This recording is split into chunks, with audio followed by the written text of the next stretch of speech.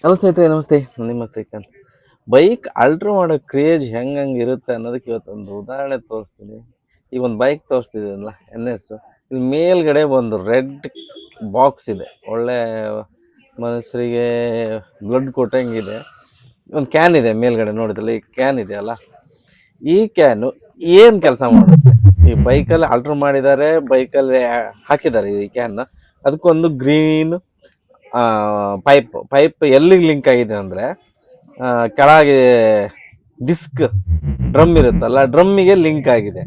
ಈ ಒಂದು can blood donate ಮಾಡ್ದಂಗೆ, ಅಂದರೆ ಬ್ಲಡ್ ಡ್ರಾ ಬಾಡಿ ಕೊಟ್ಟಂಗಿದೆ. ಈ ಒಂದು ಕ್ಯಾನು ಏನು ಕೆಲಸ ಮಾಡುತ್ತಂತ ನಂಗಂತೂ ಗೊತ್ತಿಲ್ಲ. ನಾನು ನೋಡಿದೆ, ಭಾರಿ ಒಂಥರ ಏನೋ ಕ್ರೇಜಿಯಾಗಿ ಕಾಣಿಸ್ತು. ಈ ರೀತಿನೂ ಆಲ್ಟ್ರ್ ಮಾಡ್ಬೋದಾ ಬೈಕ್ನ? ಹೋಗ್ಲಿ, ಇದ್ರ ಕೆಲಸನಾರು ಏನು ಮಾಡುತ್ತೆ ನಂಗಂತೂ ಗೊತ್ತಿಲ್ಲ. ಯಾರ್ಯಾರು ಬೈಕನ್ನು ಆಲ್ಟ್ರ್ ಮಾಡೋ ಬೈಕ್ ಕ್ರೇಜ್ ಇರುತ್ತಲ್ಲ, ದಯವಿಟ್ಟು ಯಾರ್ಯಾರು ನೋಡ್ತಿದ್ದೀರಿ ಒಂದೊಂದು ಕಾಮೆಂಟ್ಸ್ ಮಾಡಿ, ಏನು ಅಂತ ತಿಳಿಸಿ ನೋಡೋಣ. ಈ ಕ್ಯಾನ್ ಏನು ಕೆಲಸ ಮಾಡೋದು? ಒಳಗಡೆ ಅಂತೂ ಲಿಕ್ವಿಡ್ ಇದೆ, ನೋಡಿದ್ದೀನಿ.